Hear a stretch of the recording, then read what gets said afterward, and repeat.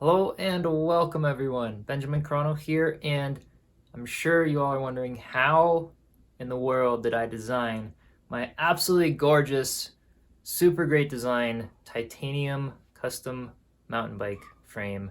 This is a hardtail frame. I am a hardtail mountain bike rider. I enjoy that.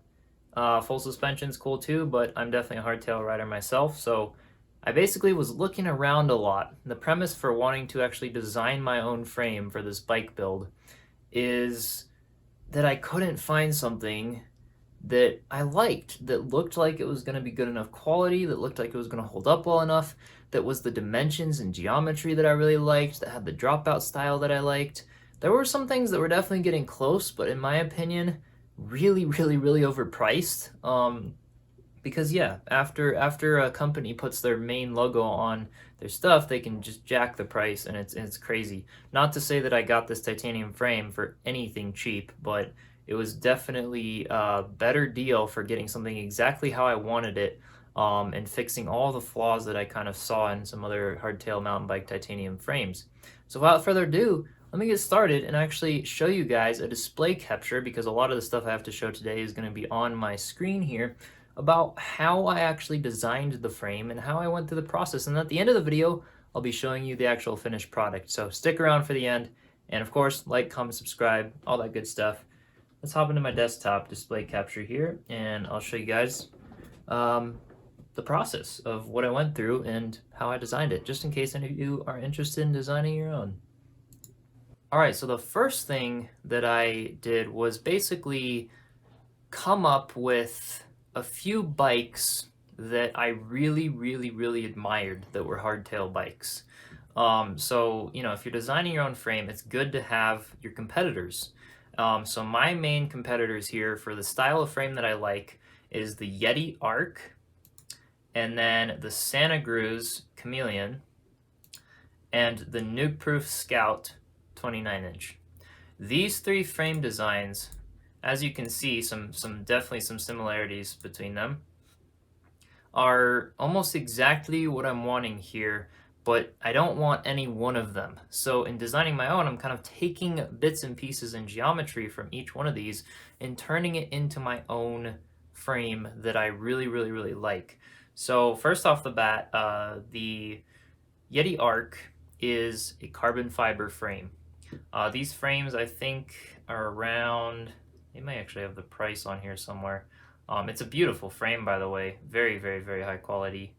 But definitely a hardtail. You can see some of the dropouts here. I'll just scroll down a bit just so you can kind of see some of the details on this frame. But somewhere near the bottom, yeah, down near the bottom here, they have actually the geometry of their frame. And most sites will actually have this, just a simple image with geometry for the small, medium, large, the extra large. But the frame only, it looks like, is $2,000 about for this Yeti Arc these days. At least that's what it's saying there. I think that's the right bike. So nothing super expensive, but a very nice frame for what you get for a carbon fiber.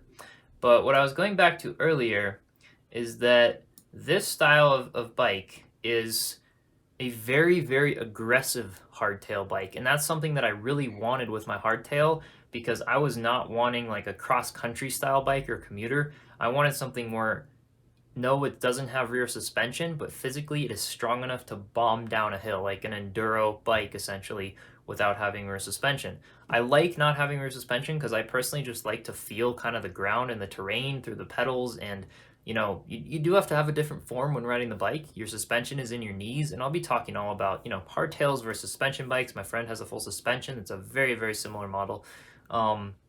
Yeah, so we'll be going through that kind of stuff, but basically figure out whether you're a hardtail rider or a full suspension rider, because they are very different. But me personally, I've been riding hardtail for a while, and I want to design the hardtail. And this was a very aggressive, very well built, in my opinion, frame. So I pulled up this. Now we'll look at the Santa Cruz Chameleon. Santa Cruz Chameleon is actually an aluminum frame. You can buy it in aluminum, and I think they only have aluminum and carbon, actually. You can get this in carbon. But what Santa Cruz has done here that I really, really like is this extra little support. So having some like carbon fiber slash aluminum models help me because I'm doing titanium. So I am doing a metal frame. So carbon fiber won't always give me sort of the, I don't know, the one and only specs that I kind of want on my frame. So if we zoom way in at this image, which it looks like I can't actually zoom too much farther in, but these little dropouts back here, I didn't like that design as much.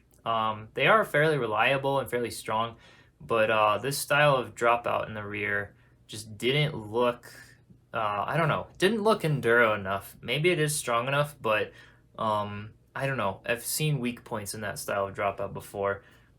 And again, for what we're going for is something crazy beefy, crazy strong. But the cable routing on this is very similar to what I want to do. You see, we have the dropper post cable coming right up in here, and I'm not actually going to do a dropper post with a cable. I'm actually doing a dropper post with a little lever right under the seat, so I actually can eliminate the cable. But in making my frame, I want to actually think about cable routing because titanium, for one, is very hard to do internal cable routing. It's a lot more expensive. So for me, I'm going to do external, and I really like how they've kind of done this here with this little curve, and I might just have this section along here be external cable routing rather than the internal along the side of the frame. But what I really love here is this extra support that they did because that seat, where the seat post hits the frame, that is a very big stress point in a frame. The major stress points, especially with welds, are the rear dropouts, the bottom bracket where the seat post hits the frame, and then the headset here where the head tube is on the frame. And the reason those are big stressor points is because that's basically, bottom bracket, you could probably guess, it's pretty obvious. You're putting lots of weight, you're putting lots of like force and tension and kind of actually twisting the frame back and forth very slightly every time you kind of force one of those pedals down. And then the seat is also pretty obvious. You're sitting in the seat. It's a very, very tall pole on a mountain bike, especially compared to other bikes. So there's a lot of leverage there that makes this a very, a weaker point, so to speak. And then the rear dropout, obviously, because your rear wheel should be mounted very strong. A lot of force and pressure goes on that, especially when you're doing wheelies or drops or things like that. So I really appreciated how they did this extra support here. It's not much, but it will strengthen that a little bit. And then this bend here in the tube to actually get the bottom bracket to sit farther back underneath your legs, which is very easy, obviously, to do in the carbon fiber. You can see in carbon fiber frames, this one's actually fairly straight, but they'll often be able to just drill the hole slightly farther back than straight underneath. And you can even see that a little bit in the Yeti here. But the Santa Cruz definitely did that very nicely, considering it is made out of metal, to actually bring the bottom bracket in a better spot to have a nice tight wheelbase, but still be spacious and comfortable to ride. Now, I think my favorite of all of these, not the highest quality, this frame is actually very cheap, but in terms of the design of the frame, I love the nuke proof, the nuke proof frame. It is I almost actually ended up buying this before I decided to design my own out of titanium. The nuke proof frame is aluminum, and it's pretty much aluminum only. I don't think there's no option for a carbon fiber or titanium, but the nuke proof has a very, well, not very, but a steeper head tube angle to allow for bigger suspension in the front, and it's a very, very, very aggressive hardtail here. But you can see that with the nuke proof, this seat post pretty much comes straight down. It's just two simple triangles. The rear dropouts are better in my opinion here, but I don't know, they do look like a fairly weak point based on how thin they are, and just not as well integrated into the frame in my opinion. So what do I like so far from these bikes that I'm going to piece together to actually build my own bike? So for the Yeti Arc, what I really, really like is this sleek low rider design to the frame that makes these two triangles really, really, really strong. I like how the rear dropouts are literally just, right into the frame. There's no sort of like sliders or adjustability or things that could break back there. I like it to be solid, and they definitely accomplish that. Yeah, so those are the Yeti Arc, and I like how this little pole comes up a little bit, and geometry-wise, the Yeti Arc was really nice. What do I like about the Santa Cruz frame? I like this curved seat tube here, and how they were able to kind of weld it up here. So I like the way they bent the tubes on this frame, so I'm going to take that into consideration when building my frame. What I like about the nuke proof is the angles, the actual geometry of the large frame. A lot of my geometry on the frame I designed comes off of the geometry of the large nuke-proof frame here. And you can find geometries of frames almost on every website. I won't get into the geometry of this frame, but if you are curious, go to nukeproof.com and you'll find this bike with the geometry. But yeah, so I liked the steep head tube angle because I'm actually going to be putting the Fox 36 with 170 millimeters officially of travel on them. And for most hardtails, 130 to 140 is like a more standard, but I do appreciate having a good compact suspension that's high quality. If it's high quality, I'm okay having it slightly longer to have a little bit more, I don't know, a little more impact protection on the front wheel, because I do like suspension on the front wheel. So having more of that enduro style of the steeper head tube angle and more travel in the suspension will even out for that. So in designing a frame, you'll definitely want to know, okay, where's your seat post going? How big are you? You know, what's your reach? What kind of fork are you using? What's the suspension travel? What's the offset? There's a lot of things to take into account. And another cool thing, if you do actually want, at least where I am and potentially where you are, there's a lot of bike places that you can actually go in and pay like $250 and sit on a little rig that they have set up. And they'll adjust it perfectly for what feels really comfortable for you. And they'll literally write down and give you your frame geometry for exactly your build. And that's how a lot of people will get their custom frames built.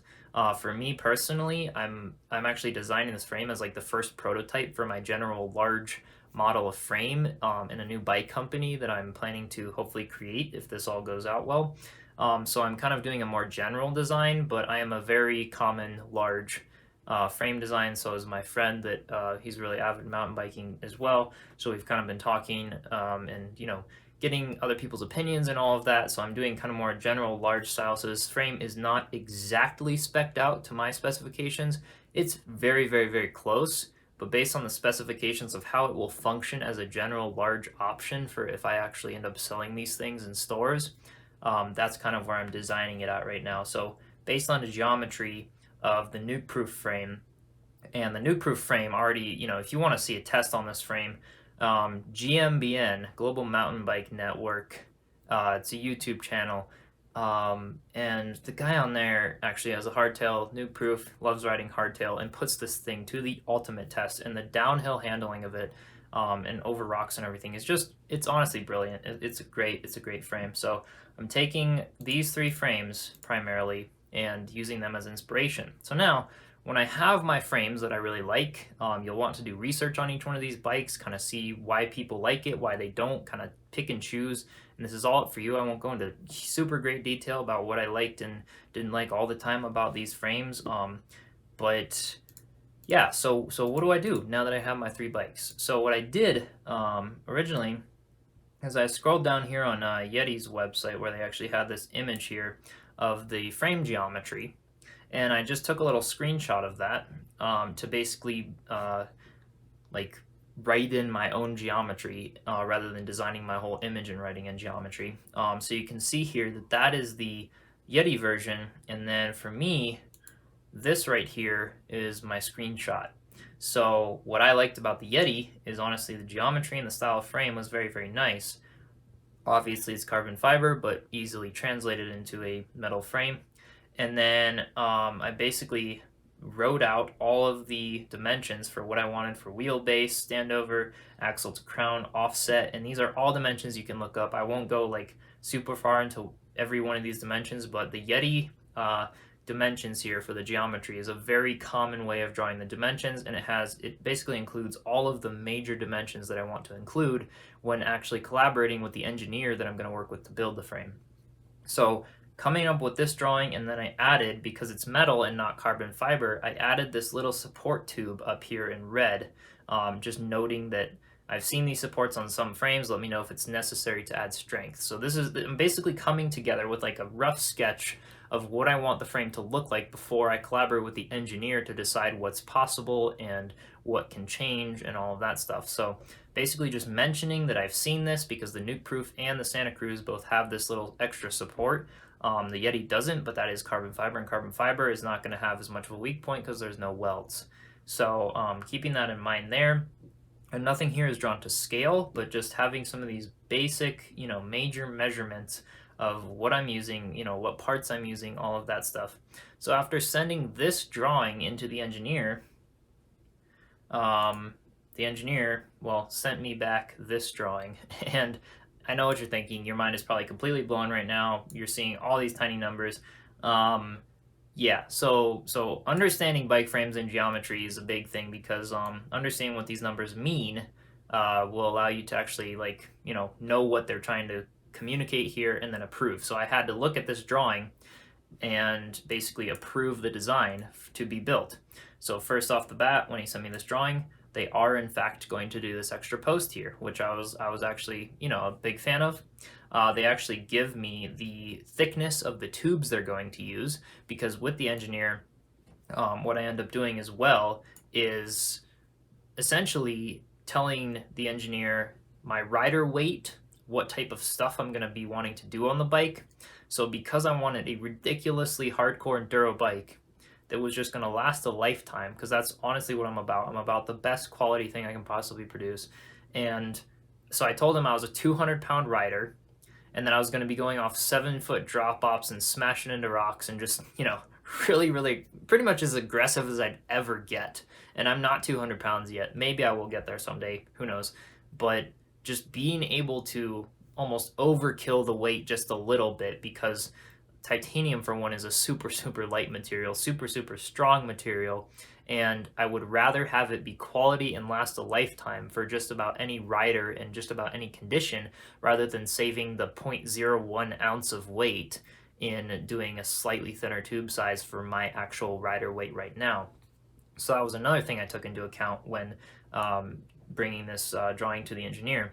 So basically you can see that they've put in every angle of everything. They've put in the thread pitches of everything. I told them I wanted the rear set up for a 160 rotor because I can always go a conversion kit to bring it out, but the common frame is 160. And again, for a production line of these bikes, I want it to be very common and easy to find parts for.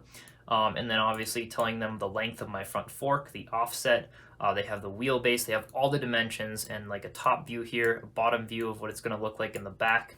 And by the way, the people I'm working with, it's a group of 5 people in China, privately owned business, and they have basically a titanium metalworking shop, and they've been doing these titanium frames now for 5 years. And I really fell in love with some of the designs they've been able to accomplish. So I figured, why not? I'm gonna try going for them. So they basically had a salesperson who was amazing in communication with me, and then the engineer at first at this stage in the game. And then obviously telling them the size bottom bracket you're going to use. I'm using a threaded BSA 73mm. I have to mention that when building the frame. I have to mention my headset, everything that's important, seat tube diameter, all of that, and the spacing as well. I want to go with a boost, so the 148mm spacing in the rear, and that's important, very important when you're trying to get the frame built. So basically, after about 3 months of collaborating, building, welding, all of that good stuff, they got back to me with honestly the most beautiful titanium frame I have ever held or experienced, and I am so pleased with it right off the bat. So without further ado, if you do have any more questions about sort of this engineering design process, do let me know in the comments, because I am happy to answer things or do other videos. But with that said, I think that kind of gives you a good background of what I did initially to design the frame to actually be built out of metal. And by the way, I used double-butted aircraft grade aerospace titanium tubes that were entirely hollowed out for geometry on the inside, and very, very high quality tubes. You want to make sure that your bike company or whoever you're having build the frame, because I am not a professional titanium welder, I obviously can't weld it all together myself, you're going to want to make sure that they actually will machine the tube to be a proper bicycle tube and it's actually good grade titanium. You don't just want to go to a hardware store and buy a titanium pipe. That's not how you do it. That's not how you do it at all.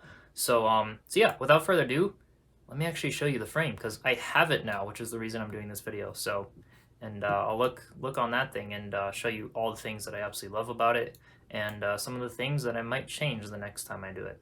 All right, let's pull out the frame. All right, so here is the gorgeous finished titanium frame as promised earlier in the video. And I'm just gonna go over it a little bit and show you some of the things that I really admire about the engineering of it and what I'm really pleased with and how they did it. And I'll show you a few things that I will tweak in the next build if I end up doing that.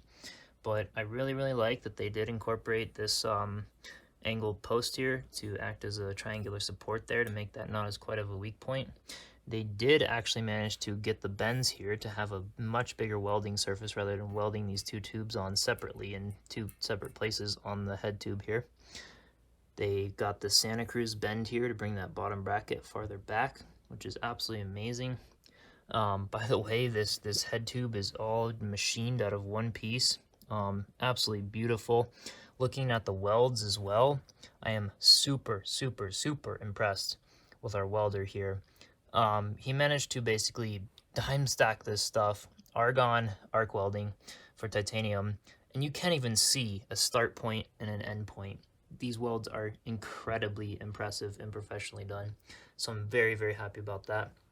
They actually even cut this dropout here for the sprocket for the crankset out of one solid piece of titanium as well. There's no bends in anything to make brittle metal. And then basically bringing these tubes out here, you can see they've even bent the tops here to accommodate for the wide tire. They have a support up top and down below. They have the disc brake mount here, beautifully welded on. And then my very, well, beautiful dropout design for my boost set here. I have one solid circular piece here of titanium welded here and here. This is actually the mech hanger that I have, which is also solid titanium. And then you can see here where this little black holder is here for shipping. That's where my Industry 9 hubs will just slide right up in and then allow for a solid 48 millimeter or 148 millimeter length by 12 millimeter diameter axle to be threading in here. So far this frame is absolutely beautiful. We have entirely welded instead of glued titanium cable routing throughout the whole thing, and they even managed to do an internally routed dropper post cable there for if I wanted to do that. So I am absolutely pleased with this frame design. I love it so much. It is so clean. They did pretty much everything to my specifications. I already test fit the bottom bracket and the headset, just kind of holding things in and making sure they were going to fit, and so far they did. The one negative I found now, and there's only one, which honestly is great for first impressions, because when I design my own product and, well, when you go into business with something, you'll often fail plenty of times and have to redo things, but for there only to be one, I'm actually pretty impressed. And the one design that I actually overlooked was this rear mech hanger here. I accidentally told them to thread this to a 1.5 millimeter thread pitch rather than a 1.75 millimeter thread pitch, which just means that I, well, wasted 50 bucks or so on an axle, and I have to get a different axle with a different thread pitch, which is no big deal, but that's one thing I could have fixed in the actual engineering. And if I make a future frame like this, I will make it for the 1.75 thread pitch, because that is more of the common. I did end up finding an axle that I hope will fit, but it's definitely not the common in today's day and age. So that's the only thing I've found so far. Other than that, everything else is exactly what I hoped for and more. This is just, it's absolutely beautiful. Every single weld, and it might be kind of tough to see on this camera, it's just my iPhone here, but it's absolutely gorgeous. And you know, they even kind of brushed it down, did a beautiful finish here. Yeah, I won't ever have to worry about this thing going anywhere. And the packing was amazing for this thing too. It was wrapped in 3 layers of foam, bubble wrap boxes like over every weak point in the frame. It beautifully shipped. So again, a small thing, but definitely impresses me with the quality of this frame.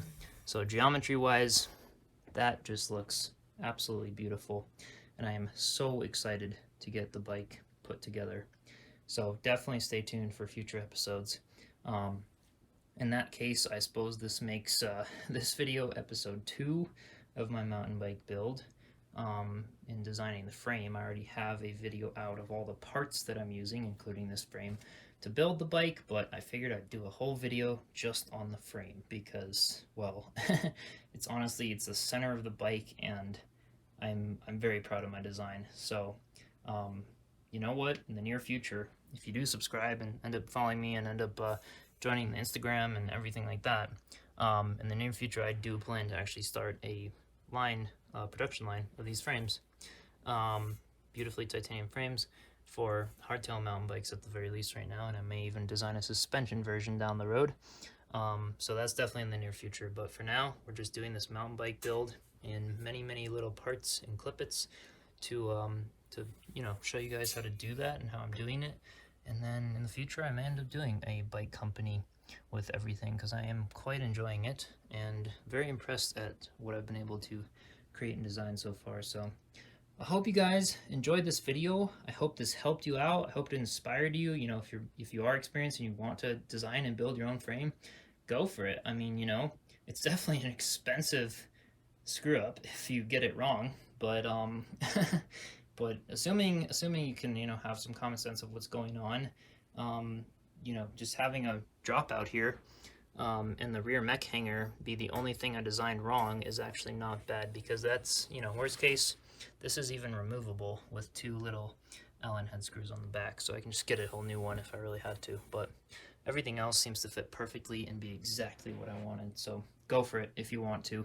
And yeah, hopefully this inspired you and answered a few questions about what you may have had about me designing my own titanium frame, because that's a pretty big deal for building a mountain bike. So with that said, if you do have any further questions, be free to comment down below and ask them, and any other comments welcome too, as well as subscribing and liking this video. It really does help me out. So with that said, thank you so much for watching, and I'll see you in episode 3.